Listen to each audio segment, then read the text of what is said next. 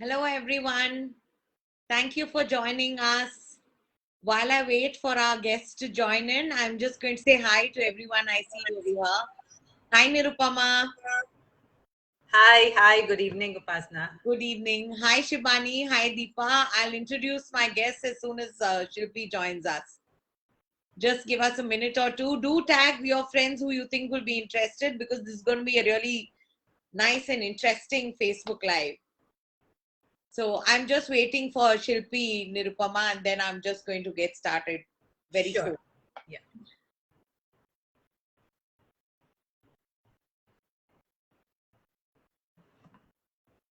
So as most of you may know, we are here with Nirupama and Shilpi to discuss her book, which is entitled Powerful.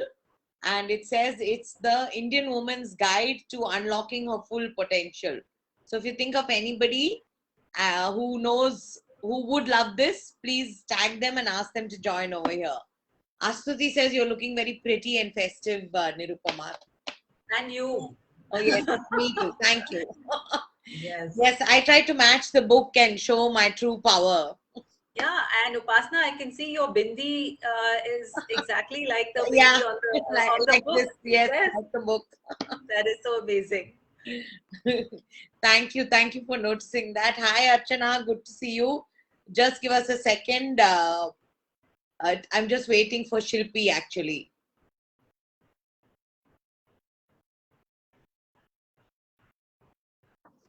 Nirupama Shibani is saying hi to you. Hi.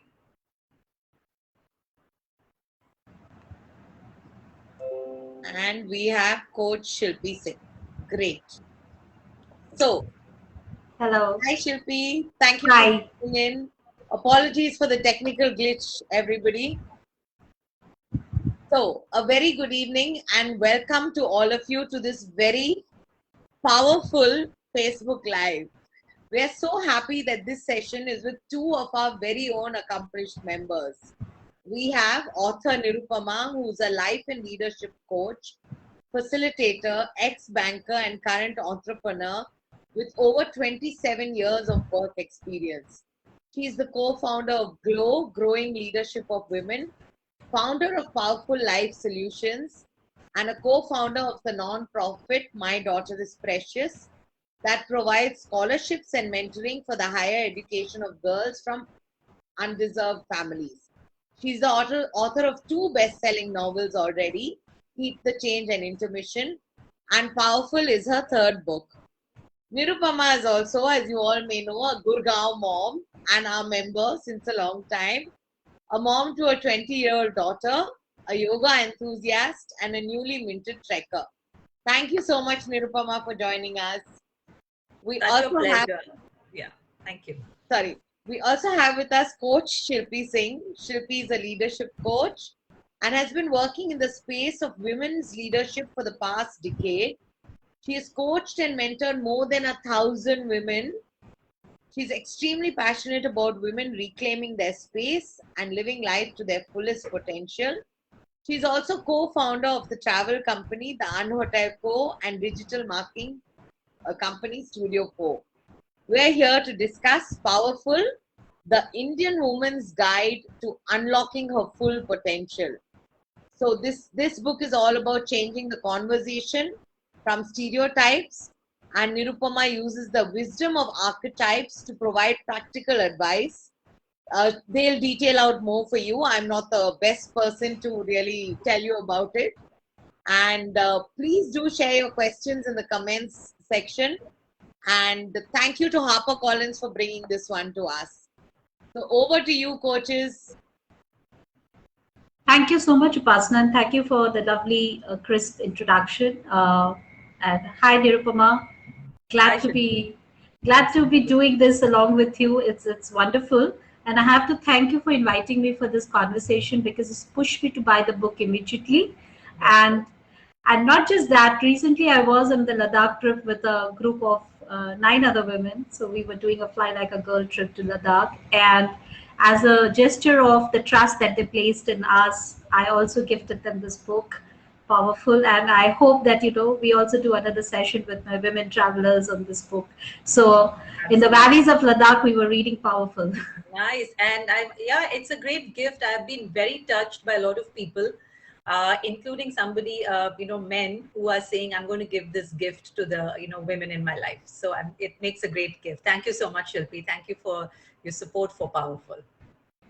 Absolutely. I mean, my heart and soul lies there. So, thanks to you for writing this book, because I can understand the amount of research which would have gone. First of all, because there's so much content available, but mostly in the Western context. So, to go deep dive in the Indian context and figuring out the feminine powers of Indian women, I think that was fabulous. The thought to begin with, and then I'm sure the kind of work which would have gone into it.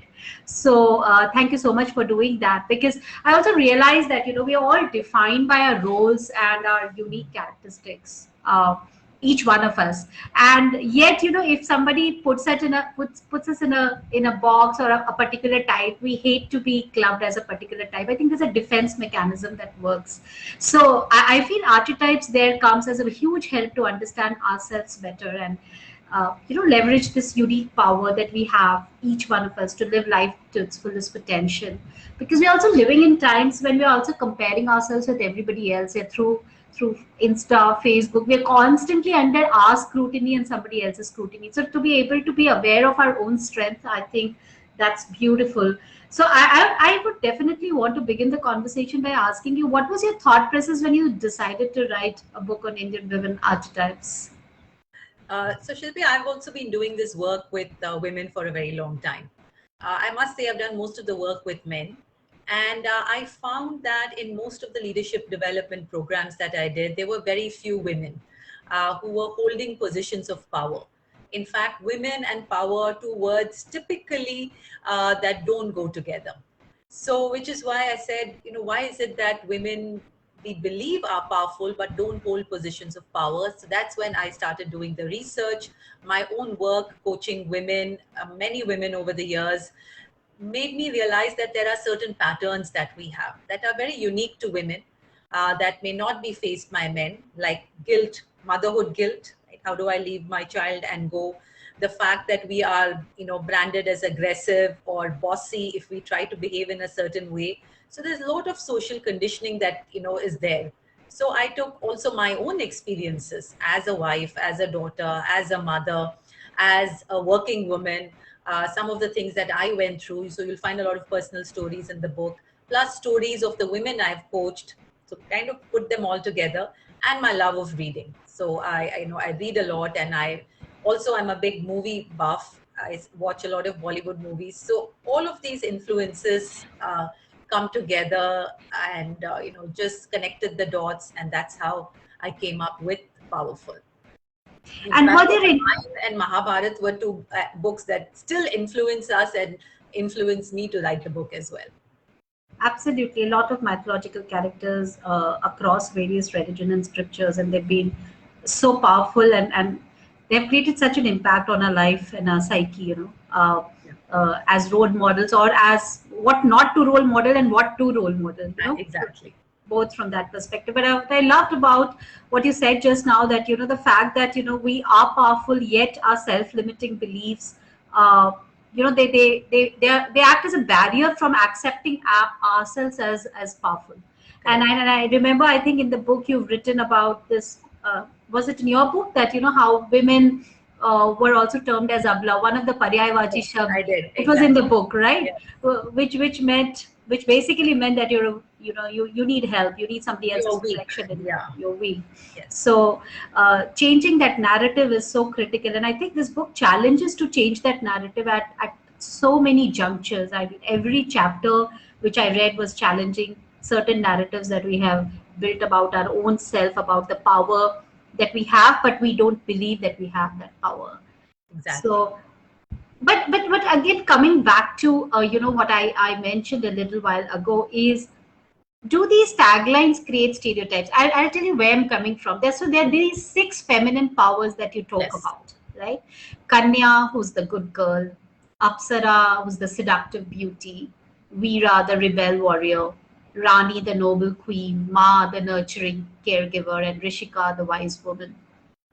So these six feminine powers you talk about, uh, does it at any point of time you feel that they create these taglines, the good girl, the seductive beauty, do they create certain stereotypes? I mean, do we create it for our own self, or does the society create it for us? But do they create stereotypes? So I think that I wanted to make a distinction between stereotypes and archetypes as sources of power. In fact, I wanted to topple the stereotypes that we have about some of these words and replace it with archetype, which is a power. Archetypes are nothing but unconsciousness, which is there, in the psyche. That is a power that we all have, that we all can tap into. However, over the years, we've seen that, Kanya is seen as this little weak girl. Apsara is seen as a dangerous woman. The mother has to be always loving, nurturing, self-sacrificing, doing the things for everybody. The Veera for a woman is seen as this avenging warrior and not encouraged at all. So I saw these six as powers that we all have and we all have access to. And it's a power. It's not your only personality type. However, all of us have a tendency to display two or more powers, two or three powers more often than others. Right? And if you ask people, people will not stereotype. When you tell somebody, hey, can you tell three words about Shilpi, or what are the four words that come to your mind for Nirupama, you will find that people will have that. You have a core essence, which people can see and also you identify as. You want to be seen as a particular thing, you believe you are something. So it's more about looking at this as power rather than stereotyping. I think we've had enough of stereotypes, especially about women. All this, what we call the sanskari ladki, and this good girl, this ideal mother India kind of a person. I think it's time to move away from stereotypical images and look at these as powers that we all have and that we all have access to. So my whole idea is to change the narrative about looking at this as a stereotype label or a burden that we have to carry, but look at it as powers that are unique, that we have, but may not always have access to. So that's why I chose these particular six powers. And the word I've used is one descriptor, but it's not entirely, right? So Veera is not only a rebel warrior. A Yeah. Veera has certain qualities and characteristics of courage, determination, being bold, resilient, goal orientation. So all of these are the Veera qualities. But using that is to say, what is the core of this energy? And it is a power. And it's time we all acknowledge that. I think that's lovely. That connects that this is the core of the energy, and especially why I'm coming back to this point again is because I remember, and I wrote a post also when I was writing about this conversation, that right since when I was a child, my neighbors, everybody would name me Jhansi Ki Rani because she's always ready to take on people. I'll always speak up. I won't be quiet as a kid as well. So it was always given this title to me. Not only that, to an extension, they also equated Jhansi Ki Rani to that when she gets married, her mother-in-law would hide under the bed and the father-in-law would hide under the cupboard because she's going to eat them up all just because she has the Veera characteristics. And I took the test as well, the Powerfulife assessment test, and we'll talk about it. And there also Veera came as my core energy. But that narrative was built. Now I think, too strong to believe in that narrative, and I said I don't care about it. But there could be people who would fall into it and therefore not unleash their core because the society thinks the Apsara, oh, maybe this is not a very accepted core energy of a woman, so let me therefore hide it and hide it. Yeah. Absolutely. I think that is typically what we tend to do, right? And as children, girls have gone through so much of social conditioning. In fact, I was doing a session this weekend for a group of 18 to 20-year-old girls from an NGO, and they were young girls from underserved backgrounds, and all of them said we are constantly told, don't do this, you shouldn't do this, don't do this, even as children. Right? And the question they asked me is, why can't girls have as much freedom as boys do? So, we always are quick to categorize these girls as the bad girls. These are the girls, like the Apsara archetype, especially. The Apsara is a very, free, expressive woman who is aware of her beauty, her sensuality, has no problems expressing that, is also very creative, lives life to the fullest, is very flamboyant. But immediately we will judge that woman and call her the bad girl. So what do? We typically hide that part of us. And I was one of those as well. And my core power is a Rishika, and it still is, which is the wise seeker. I see myself as more of the smart, intelligent, intellectual type. And I was always told that, girls who dressed up and wore a lot of makeup are not smart. They will not be taken seriously. So, to some extent, you suppress or hide that part which you could still have within you. But because of some of these notions that we have, because of what we are told, we hide certain parts of ourselves. So, we're not comfortable with that, though all of us have those powers, and all the powers are important for us to be fully powerful. And that's really what the book is about. You might have 2 3 core powers, like you might say I'm a Veera or I'm a Rishika, but in a particular context I might need some other powers. And if I don't have access to that, or if there's a lot of shaming around that, I will not be able to be in my full power when I need it. So, No, which is why it's so important. that's true. And I can recall certain girls in my school who had strong Apsara energy, and how everybody would say that these are the bad girls, That because girl. they loved all the tension, they loved to dress up, they loved to express themselves Yeah. in a sensual manner, and they were always looked down upon, or were always, kind of, stay away from them. So your mothers would tell the children, stay away from them. Them, yeah, because we've seen the Apsara energy as dangerous. Not Yeah. we, the men. The men see the Apsara energy as dangerous because those, if you're interested in Indian mythology, you'll know these Apsaras came down and they seduced these Yeah. sages, kept them from their goals. So they were always thought to be a dangerous force by the men, right? Not the women. But I really see this as a wonderful, free flowing, beautiful, sensuous energy that we all need a little bit of in our lives, or a lot of in our lives as well. And taking from here, do you also see that when you were doing the research, that specifically in the Indian context, is there any one particular type which you thought was more seen? Like, is it Ma, the archetype of Ma is more powerful or more dominant in Indian women? Did you see that, or was it like, you came across women with different energies, and again, it's a narrative which always talks about the Ma energy, and therefore everybody thinks that their dominant energy is the Ma energy. Yeah, so that is, so I did a research on a sample size of 450 women, and to date, about over 500 women have taken the Powerfulife assessment. So, I didn't want to create just a fun quiz, though fun quizzes are fun, but something which is research, which tells you that this questionnaire is fairly accurate of what, I am and what describes me. So couple of interesting things have emerged from that so far. One, the Apsara energy has been among the lowest all across.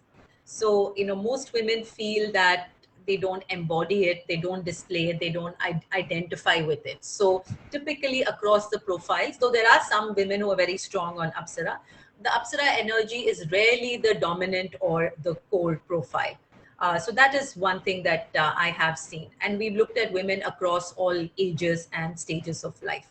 The other energy, interestingly, which is often on the higher side, I see this, the Rani energy, which is the energy of the the queen, the head of the household, who's organized, disciplined, who has things in place, and these are the women who like their house to be spick and span, beautiful. They are planned and very, well put together. Their children have timetables. So this I saw was also a strong energy in women, the Rani energy, the queenly energy. And I think our sample size has been mostly urban women. So that was interesting. The Kanya energy was middle. So that is the good girl energy. I was surprised. I thought that would be very high, but that's often the secondary power for most women, which is I am also a Kanya, and the good girl energy is also quite strong, though not often the dominant. So you could see very interesting patterns.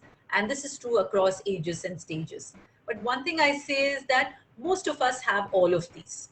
For some Mhm. people, if you take the test, for some people it's low, for some people Mhm. it could be high, but there's nobody who has scored 0 on one and 10 in the others. So because Yeah. it's that, you can see we all have the energies.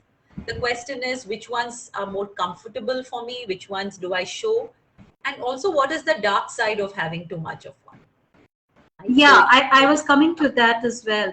Like when I took the Powerful Life yeah, Assessment test, I definitely Veera came as very dominant. I thought my next dominant would be Rani or Pa, though I kind of leaned more towards Rani, but what it came was more Ma, which I'm yeah. not surprised because nurturing also is part of who I am. Uh, so there are two questions here before I go to the dark side. Is one, I wanted to understand that, is it conflicting that at one point I have this warrior uh, uh, energy out there, and at the same time the other one is the nurturer energy. So does it create conflict into who I am and how I live my life, or how does this integrate? Yeah. Great question, Shilpi. And I think that's, as coaches, that's a typical coaching question that you would ask somebody is that, I see you're high on Vida and you're high on Ma. What are some of the conflicts you might experience because of that? Absolutely. So there could be questions between, in terms of conflicts between the powers that you have. Because one power is pulling you towards, for example, the Vida is pulling you towards achievement, getting things done, making sure things happen, being out there, being risk, taking the risk. Whereas the Ma says, okay, let me be empathetic, let me support other people. You also want to do that. So, for example, and sometimes I see this conflict, but in different ways. I want to get things done, but let's say somebody in my team or somebody in my house is not well. What's the first thought that comes to your mind, right? It can be like, oh my God, how is my work going to happen? Then, Hmm. but you will also feel naturally empathetic, and sometimes that creates that internal conflict, which is, Hmm. what is the one I should focus on right now. And for a lot of career women, right, who have strong mothering, nurturing energy and a strong achievement orientation, it does create a big guilt factor Hmm. that I am going and I'm achieving. I can't sit at home. I have a lot of women who I coach and say, I can't sit at home. I can't do this. I have to go out. Yet I really want to nurture and care and bring up my child. And if I go out and achieve, I'm not able to do that. So, absolutely, it can create a conflict in terms of what is the choice that I make. So, that's why it's so important to be aware of where is this coming from, and rather than saying, I can't do this or I will give up that, recognize your powers, that both of these are powers, and then see how can I make it work. So I think that's where, coaching or talking Yeah. it through with somebody comes in, where you can get the support you need to make the right decisions without sacrificing your values or without losing your core powers. Because if you do 100% compromise, you will always feel bad. You will regret that you didn't go out and achieve, or you will feel very guilty. But it doesn't have to be this or the other. So work through the conflict and see how you can make both happen. Yeah, I think. Hello, can you hear me? Yeah, I can hear you. We Okay, can hear so you, Shilpi. yeah, hi. So I think the key is that awareness, living with awareness here. That if we are living with awareness and there is consciousness in how we're feeling, we'll be able to find a path forward. And that is where the conversation that you're talking about, whether you do it with a coach, whether you do it with a mentor, but it just helps you reflect and throw light on what you're truly feeling, and where is the integration part. Exactly. And what are the blocks you're facing because of that? So the Veera is very scared that I will fail, that if I don't do it. The Ma could be having a big fear that I will lose connection and belonging if I give up on my loved ones and my family. So it's very useful to go and look at what is the fear which is really underneath some of these stressors, some of these blocks, and which is why I'm feeling so torn and stressed between two things. So talking about the block, you talked about shadow archetype as well. And, and in the book also you talk about certain blockers that each archetype has, which can be limiting for them. Yes. Can you throw some light about what is this shadow archetype and what are these blockers and how can we be little more aware about it? Yeah. So I find the shadow and the concept of that also quite fascinating. And in fact, even Jung, the psychologist, looks at shadow as this kind of a repressed, slightly dark, unexpressed part of ourselves. Right. So, and one interesting way of figuring out what my shadow is look at other people and see what irritates you most about somebody, or who are the kind of people who you cannot stand. And that is probably something you have not owned in yourself. So we usually look at the darker aspect of each energy. For example, I used to think the Apsara, there are these kind of showy, pushy, flamboyant, flirtatious women, and you look at them with a certain kind of judgment that shows where you're looking at the extremes of that power. We're looking at the overuse of that power. And that will also tell you that there is something in this for me. So I'm not owning up a certain part of myself. And then the shadow becomes a great way for self-awareness. So each of these powers has a dark side, which could be our shadow. So the Veera can become extremely domineering, overbearing, uncaring of other people's thoughts and feelings. I have to go there, I have to get things done, very task oriented, and give over to the dark side of that power, because your fear is I will fail or I have to achieve. So when you understand the archetype in detail, you will know, hey, what is the blocker that I have to stay away from? Or what do I have to watch out for? What is the shadow in me which is emerging? But also look at what is it that I haven't lived fully because I'm so scared that I will demonstrate the bad side of it. So it was very interesting. I was speaking to a friend who was also a leader, and she was saying, God, I don't like these weak, submissive women. Right? So these weak, submissive women, so obedient, they do only what other people want. I'm not a people pleaser. So interestingly, when we had a conversation around that, and she seemed to have such strong feelings, and then of course we were discussing, we realized probably that is the shadow of the Kanya, which she's not owning. And you probably need some of that positive side in your life. So that's a great way of using the shadow and saying, yeah, maybe I need sometimes to have the positive side of the Kanya, which is being loyal, trusting, cheerful, optimistic, being liked by people. But because I'm so scared of the dark side, I don't even own up the good part of it. So I neglect the good energies. And we all have labels. 2-3 people have told me, I took the test, I turned out to be a Kanya, but I thought I was a Veera. And I was saying, remember the Kanya is a very strong, positive source of power. And I have friends who are Kanyas and they are so popular. Everybody loves them, that people will do so many things for them that they will never do for a Veera. They will go out of their way to help a Kanya. And the Veeras have a big problem asking for help. And that becomes their downside as well. So each of the powers, I think, is truly powerful, but watch out for the dark side of the power. Yeah, I can relate to that. Like for Apsara is the shadow which came out for me, and I can totally relate to it because I feel there's so much hard work to to dress up and to do the makeup. It requires work. It doesn't come just like that. There are people who really do it so well.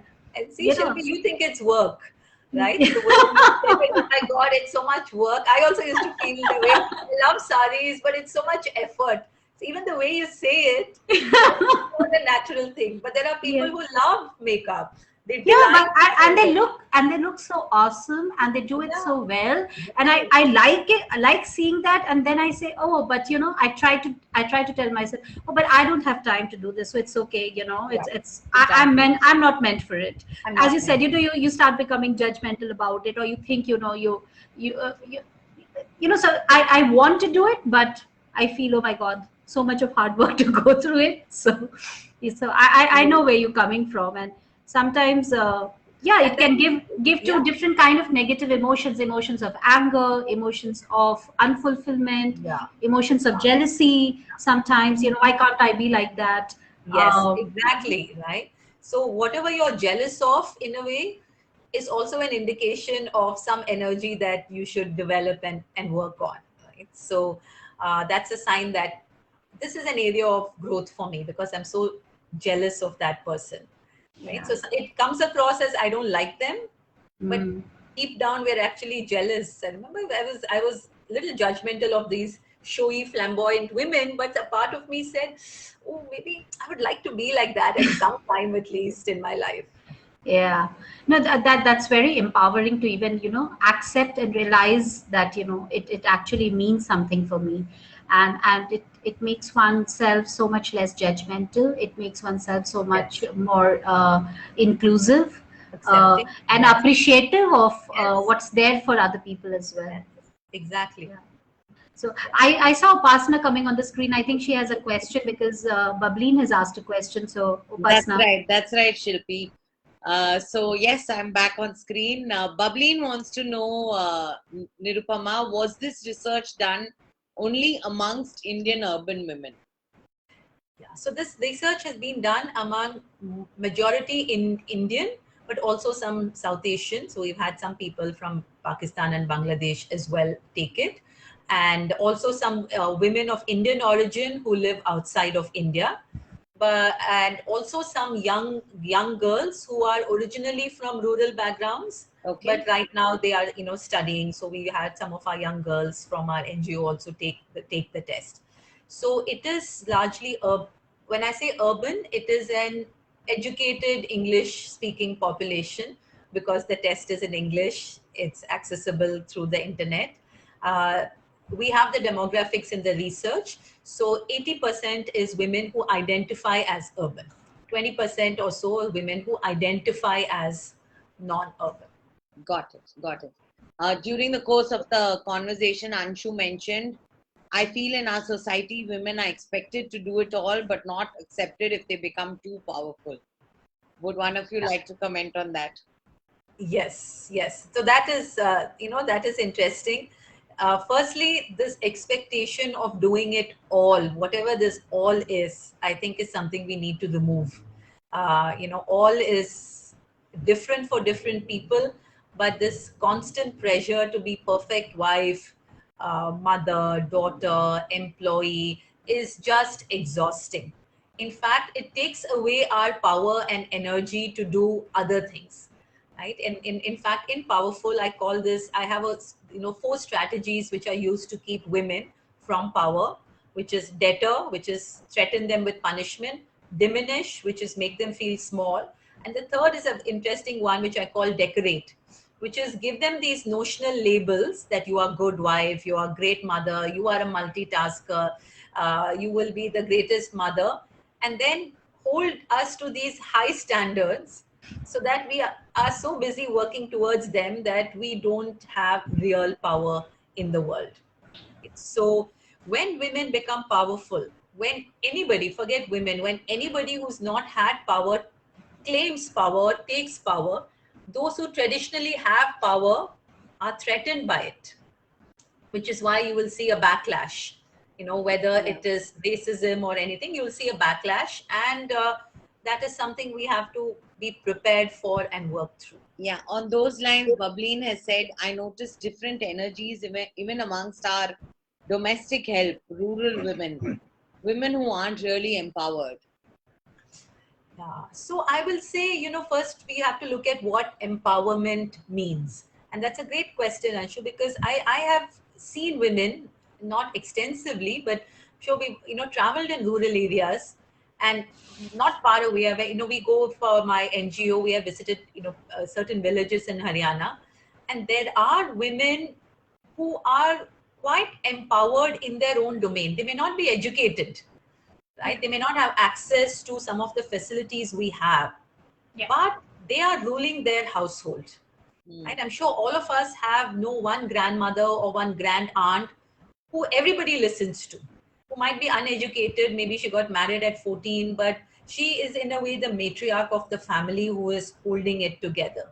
So I haven't done the research, I will admit. I would love to do. One of the things I want to spend, maybe next year doing is traveling in rural areas and, interacting with women there.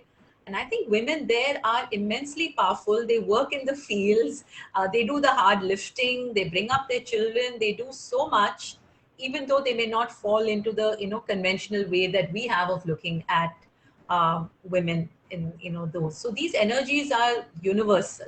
I think they are present, and there are women in urban areas who are highly educated, who work, who come home and give all their earnings to the family and then suffer after that, right? Despite being, and I know a teacher in a college who you think would be very powerful, but was not. She had to take, and this was a story that stayed with me. She had to ask for money for auto fare, right, to go, because all her money would go into the family funds to her in-laws.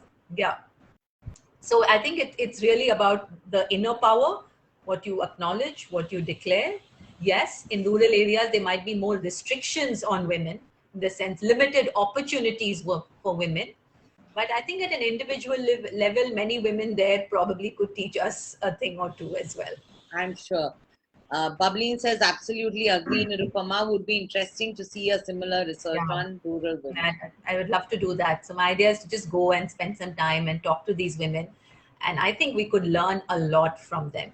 In fact, during one of our Powerfulife retreats, earlier, long back, we had done a retreat, was in Powerfulife.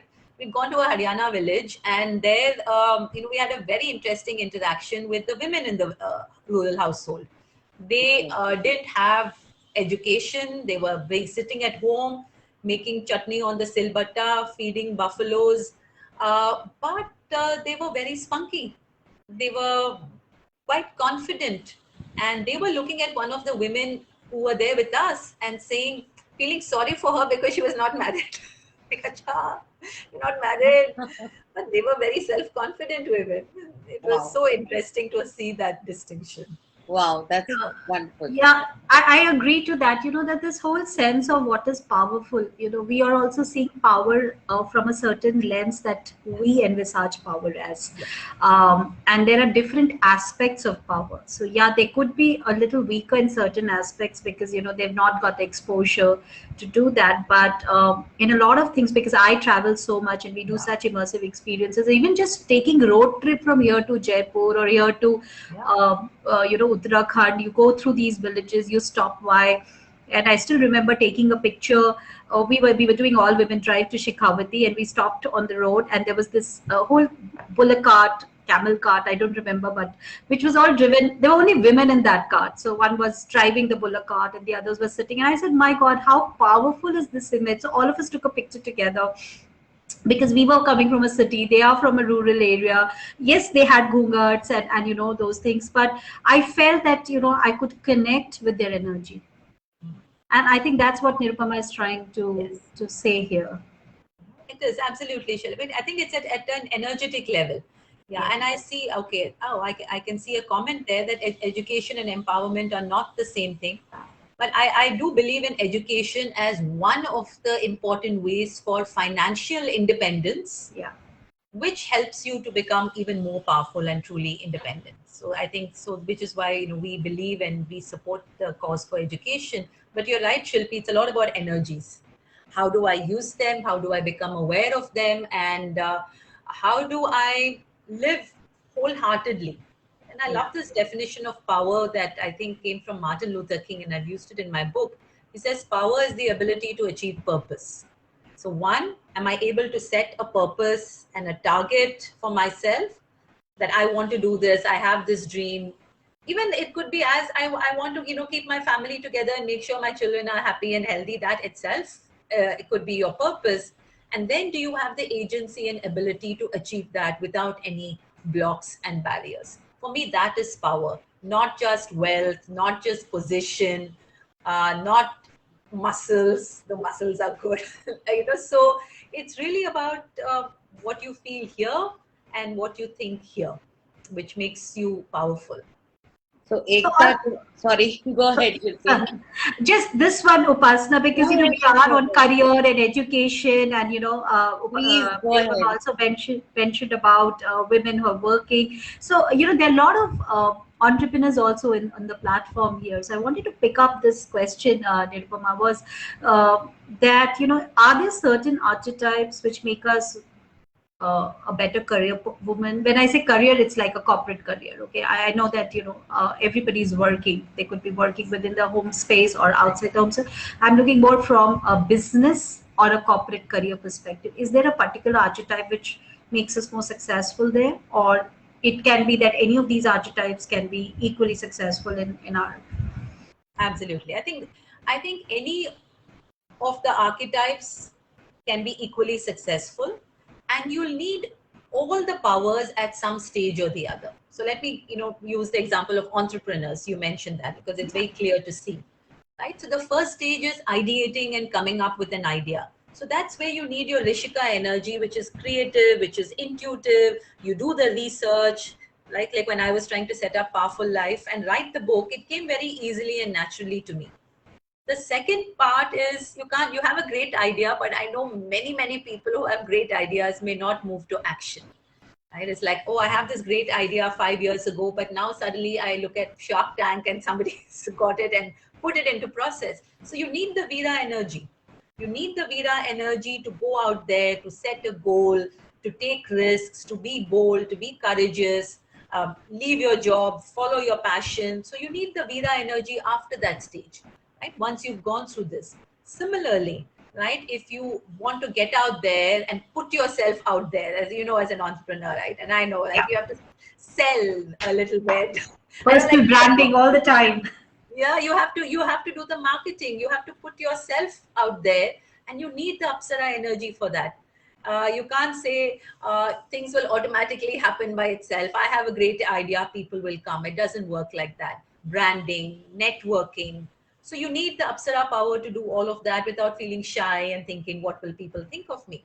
You need the Kanya energy as well, because you have to be optimistic.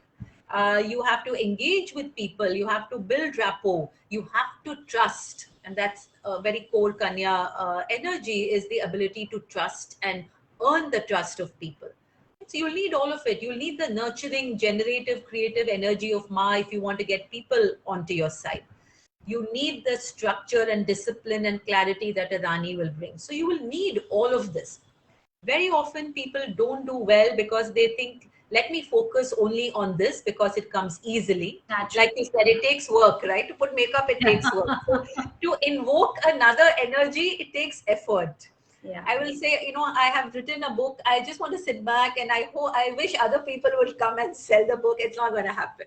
Yeah. Right. So you'll have to invoke a different energy to make that happen. Similarly, in the corporate career, you will need all of this.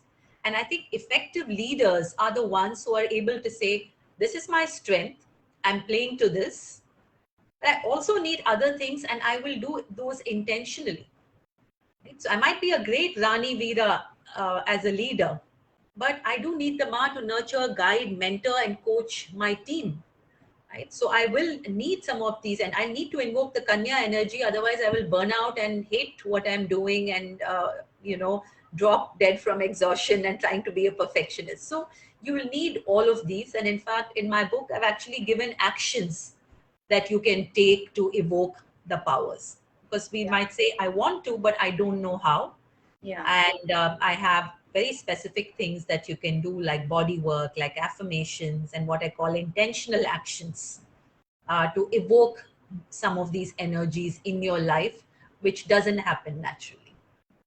So I think the first step, it's good. Some of us know our dominant power, but it's always good to have science to back it up.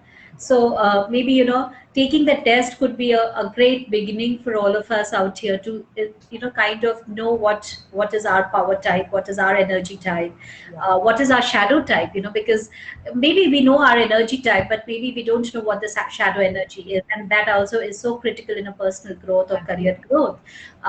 So do you think that we should all go for that test? And I did put a link to your. Absolutely. My idea is to use this as a tool for self-empowerment.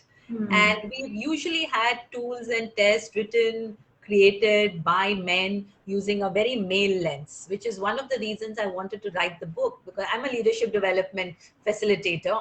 And in workshops after workshop, we used to use male archetypes: warrior, magician, lover, sage, king. And I didn't resonate even with those words. Like, do I see myself as a king? Yeah, by some stretch of imagination, yes. So, but if I say, at least in the Indian context, and the other thing is, most of it comes from the West. We have so much of wisdom here. We have amazing stories. So I also wanted to tap into the Indian context. So you tell an Indian woman Apsara, mostly, at least our generation, they'll know who an Apsara is.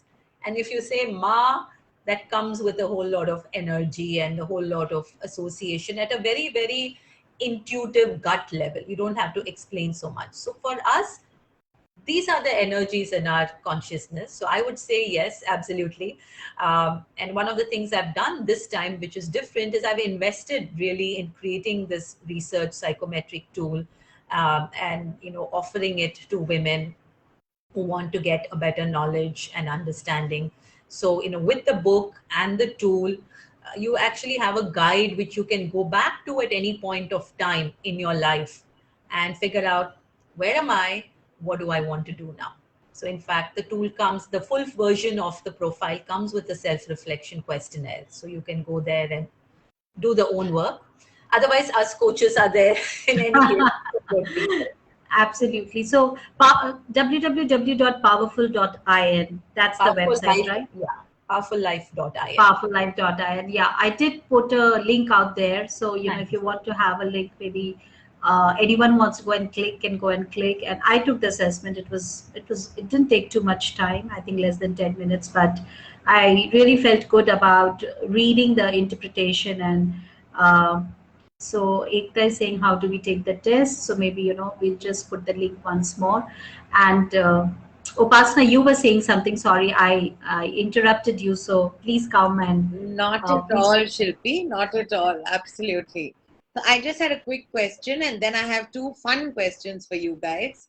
So Subhashini wants to know, at what age are these energies visible in a woman? Does it peak at a certain age? And does it stay with them forever, or are there transitions there as well? Brilliant question. And I was also, when I was doing the research for this book, I did a couple of workshops as well, just to test out the concepts. And a lot of this came up to see, is it age related? I would say yes.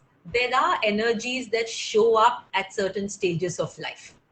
Right? For example, the Kanya is the energy of the young girl, typically seen 0 to 12, before a girl attains puberty, or in India, as they say, comes of age. There's a lot of fun, it's a little girl, innocent, happy energy. That's the Kanya energy. And with women, again, typically, if any of you know teenage girls, or if you have daughters who are at teenage, you will see suddenly they will change a little bit. They'll start looking more in the mirror. They become conscious of themselves. They become aware of the opposite sex.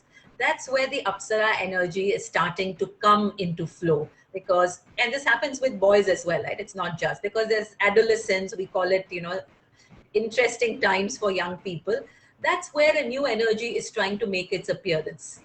And, why was there child marriage? Why did we get girls married off so early? Because, as I said, it's a dangerous energy. But that's the Apsara energy coming into flow, coming into its full form at that stage, where a woman becomes aware of her body and her attractiveness and wants to express herself in a particular way.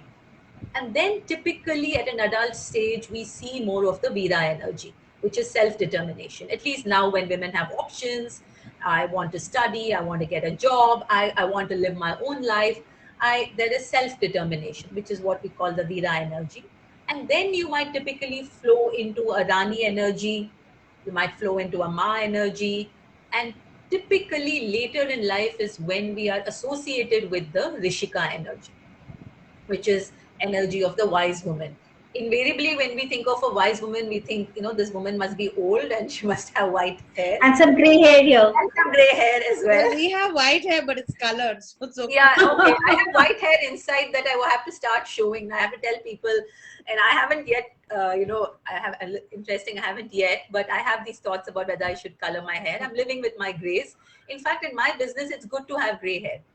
So when I was much younger and I started in training in my late 20s, I used to have a huge, lack of self-confidence because I felt I didn't look old enough to be taken seriously. So Old enough to be wise. Old enough to be wise.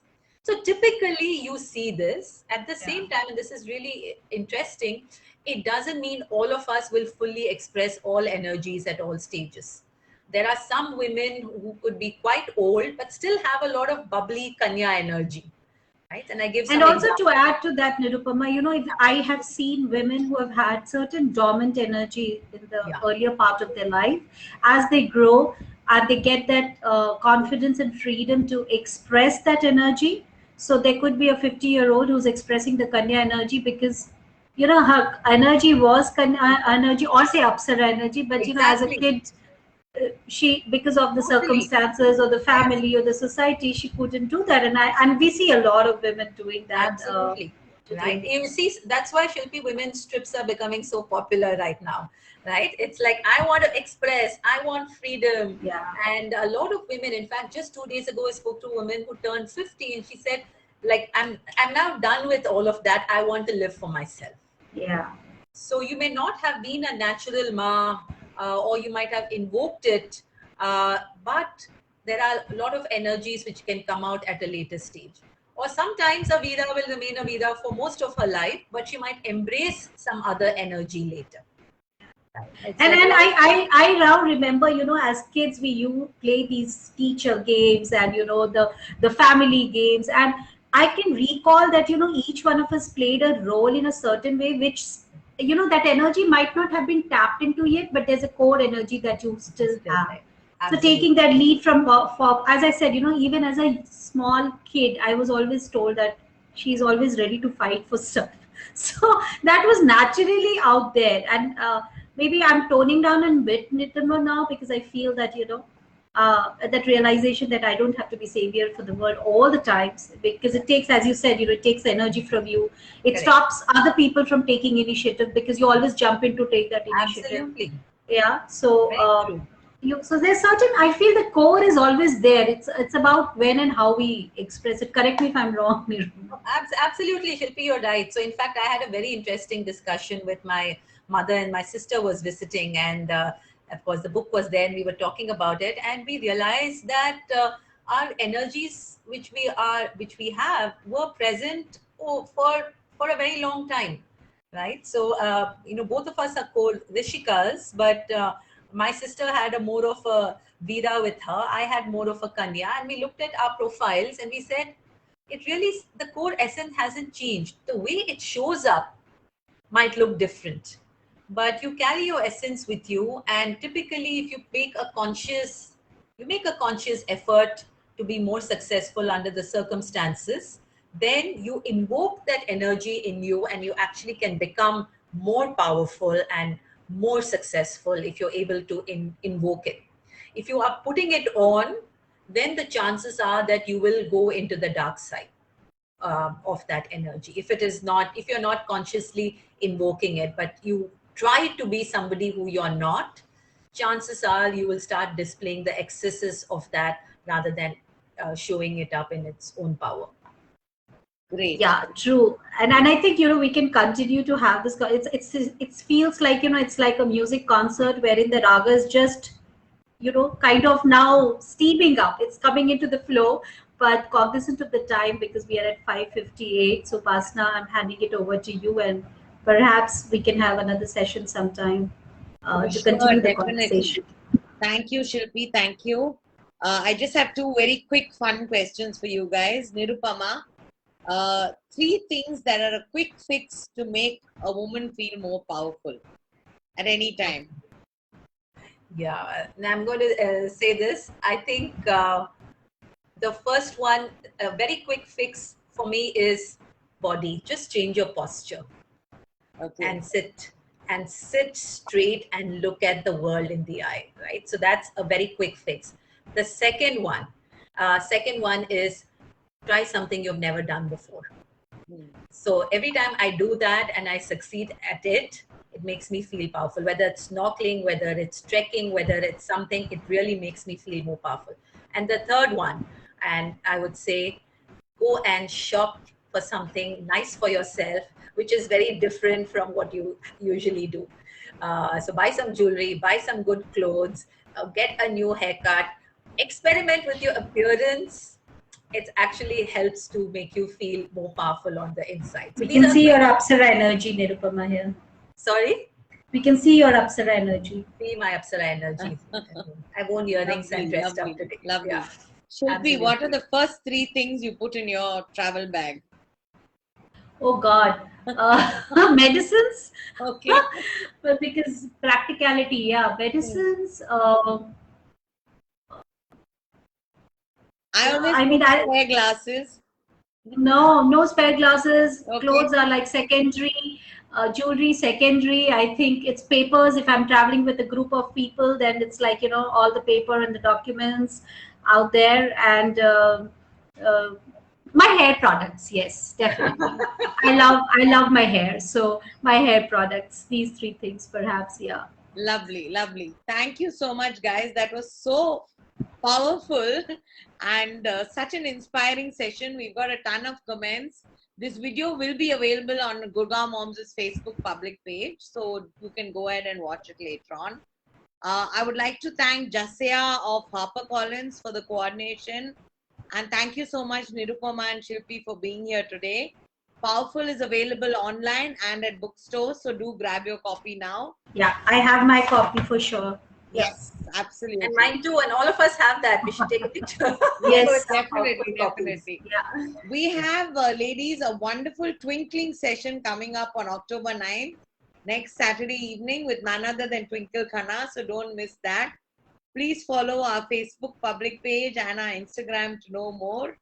And once again, thank you to Nirupama, thank you to Shilpi. This is the book, in case you didn't get it. I know I've shown it to you many times, but nevertheless, one more.